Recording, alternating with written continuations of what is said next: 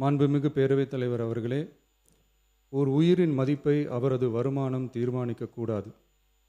வசதி படைத்தவர், வசதி குறைவானவர் என்ற நிலை மருத்துவத்துறையில் இருக்கக்கூடாது.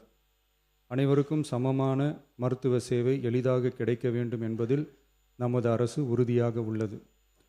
மருத்துவம் என்பது சலுகை அல்ல, ஒவ்வொரு மனிதனின் அடிப்படை உரிமை. ஒரு மனிதனின் உயிரை காப்பாற்றுவதில் தாமதமாகும் ஒவ்வொரு நொடியும் மிக கொடியது. மருத்துவத்தை தேடி வரும் மக்களின் பாதையில் இருக்கும் தடைகளான வறுமை, தொலைவு, மருத்துவர் பற்றாக்குறை, மருந்துகளின் விலை, மருத்துவ விழிப்புணர்வு இல்லாமை, காத்திருப்பு, அவசரகால வசதியின்மை போன்றவற்றை படிப்படியாக அகற்றி ஏழை, பணக்காரர், கிராமம், நகரம் என்ற பாகுபாடின்றி ஒவ்வொருவருக்கும் தரமான மற்றும் எளிதான மருத்துவ சேவை கிடைக்க செய்வதை முதன்மையான நோக்கமாக கொண்டு செயல்பட்டு வருகிறது நமது அரசு. மாண்புமிகு பேரவைத் தலைவர் அவர்களே, மருத்துவம் மற்றும் மக்கள் நல்வாழ்வு துறையில் சில அறிவிப்புகளை சட்டப்பேரவை விதி 110 கீழ் இன்று வெளியிட விரும்புகிறேன்.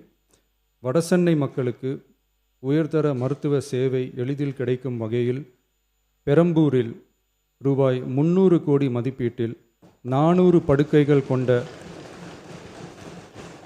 உலக தரத்திலான பன்னோக்கு உயர் சிறப்பு மருத்துவமனை அமைக்கப்படும்.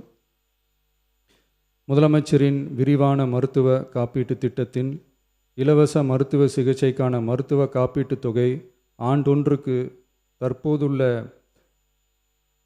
5 லட்சத்திலிருந்து ரூபாய் 25 லட்சமாக உயர்த்தப்படும்.